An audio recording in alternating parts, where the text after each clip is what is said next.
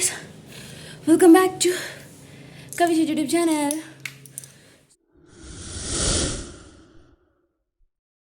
ಈಗ ತಾನೇ ಅಕ್ಕನ ಮನೆ ರೀಚ್ ಆದೆ. ಸ್ನಾನ ಮಾಡಬೇಕು. ನಿಮ್ಗೆ ಗೊತ್ತು ಯೂಶಲಿ ಗರ್ಲ್ಸ್ ಹೊರಗಡೆ ಹೋಗ್ತಾರೆ ಅಂದರೆ ಲಿಪ್ಸ್ಟಿಕ್ ಮ್ಯಾಂಡೇಟರಿ. ಸೊ ನಂದು ಕೂಡ ಈಗ ಫ್ರೆಶ್ ಅಪ್ ಆಗಿ ಇವತ್ತೊಂದು ಬ್ರೈಡ್ ಇದೆ. ಸೊ ಅವ್ರಿಗೆ ರೆಂಟಲ್ ಜ್ಯುವೆಲ್ಸ್ ನಾನೇ ಹೇಳಿದ್ದು ಒಂದು ಕಡೆ. ಸೊ ಅದನ್ನು ಕಲೆಕ್ಟ್ ಮಾಡ್ಕೊಂಡು ನಾನು ಚೌಟ್ರಿಗೆ ಹೋಗಬೇಕು. ಮತ್ತು ಇವತ್ತೊಂದು ಡೇ ಹೇಗಿರುತ್ತೆ ಅಂತ ನಾನು ತೋರಿಸ್ತೀನಿ. ವಿಡಿಯೋನ ಕೊನೆವರೆಗೂ ನೋಡಿ ಆಯಿತಾ.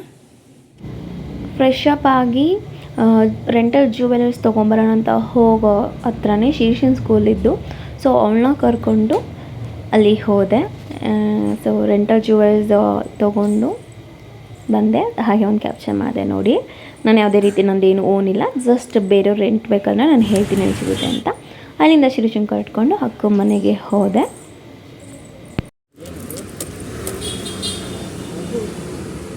ಅಕ್ಕ ಮನೆಗೆ ಹೋಗಿ ಪಾಪುನ ಬಿಟ್ಟು ಅಲ್ಲಿಂದ ನಮ್ಮ ಮನೆಗೆ ಹೋಗಿ ಐಟಮ್ಸ್ನೆಲ್ಲ ಪ್ಯಾಕ್ ಮಾಡಿಕೊಂಡು 4:15 ಮನೆ ಬಿಟ್ಟೆ. ಸೊ ಆಗ ಒಂದು ಇನ್ಸಿಡೆಂಟ್ ಆಯಿತು. ಹಾಗಾಗಿ ನಾನು ಚೌಟ್ರಿ ರೀಚ್ ಆಗಿದ್ದು 6:30 ಆಗಿತ್ತು. ನನಗೆ ಗೊತ್ತಿರೋ ಅಕ್ಕನ ಮನೆ ಮದುವೆ ಆಗಿದ್ದರಿಂದ ಪಾಪ ಅವ್ರು ಏನೂ ಅಂದ್ಕೊಂಡಿಲ್ಲ. 1 ಅವರಲ್ಲಿ ಮೇಕಪ್ ಮಾಡಿದೆ. ಪಾಪ ನಾನು ಸಾರಿ ಕೇಳೋಕ್ಕೆ ನಾನು ಇಷ್ಟಪಡ್ತೀನಿ. ಏನಂದರೆ ಅಲ್ಲಿಂದ ಹೊರಡ್ಬೇಕಾದ್ರೆ 4:15 ರೋಡ್ ಕ್ರಾಸ್ ಮಾಡ್ತಿದ್ದೆ. ಲೈಕ್ ಎಲ್ಚಿನಲ್ಲಿ ಮತ್ತು ಸಾರಕ್ಕಿ ಮಿಡಲ್ ಬರುತ್ತಲ್ಲ ಅಲ್ಲಿ.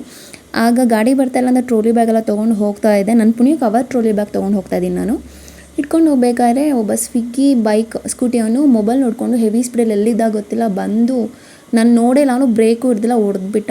ಸೊ ಆವಾಗ ಮೈನರ್ ಆಗಿ ಅಂತ ಹೇಳ್ಬೋದು.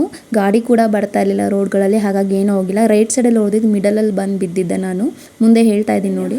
ಏನೇ ನೀಟಾಗಿದೆ ಅಂತ ಹೇಳ್ತಾ ಇದ್ದೀನಿ. ಕಾಲಲ್ಲಿ ಮಾತ್ರ 2 ಬ್ಯಾಂಡೇಜ್ ಹಾಕಿದೆ. ಸ್ವಲ್ಪ ಇದು ನೋಡ್ರೆ ಗೊತ್ತಾಗುತ್ತೆ ಹಾಕಿದ್ದಾರೆ ಏನಾದರೂ ಅಂತ. ಫೋಟೋಸ್ ಆರ್ ವಿಡಿಯೋ ಏನೋ ತೊಗೊಳಕ್ಕೆ ಆಗಿಲ್ಲ, ಯಾಕಂದರೆ ಸಮಯ ಇದ್ದಿದ್ದೇ ಕಮ್ಮಿ. ಹೇಗಾಗುತ್ತೋ ಹಾಗೆ ಬೇಗ ಮಾಡಿದೆ. ಹೇಗೆ ಕಾಣಿಸ್ತಿದ್ದಾರೆ ಅಂತ ಹೇಳಿ ನೀವು. ಆಕ್ಸಿಡೆಂಟ್ ಆಗಿ 7 ಡೇಸ್ ಆಗಿದೆ.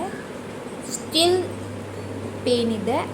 ಸೊ ಕುತ್ಕೊಂಡೇ ಇರೋದು ಇದೆ, ಅದು ಇದು ಜಾಸ್ತಿ ಆಗ್ತಿದೆ. ಇವಾಗ ಹೇಗಾಗಿದೆ ಅಂತ ತೋರಿಸ್ತೀನಿ ನೋಡಿ.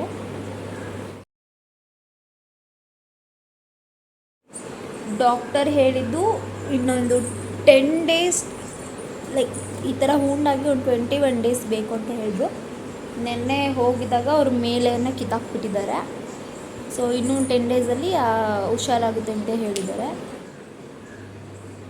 ಈ ಥರ ಎಲ್ಲ ಇಲ್ಲಿ ಬ್ಯಾಕ್ ಸೈಡಲ್ಲಿ ಎಲ್ಲ ಆಗಿದೆ. ಸೊ ಇವಾಗ ಒಂದು ಲೆವೆಲ್ ಚೆನ್ನಾಗಿದ್ದೀನಿ.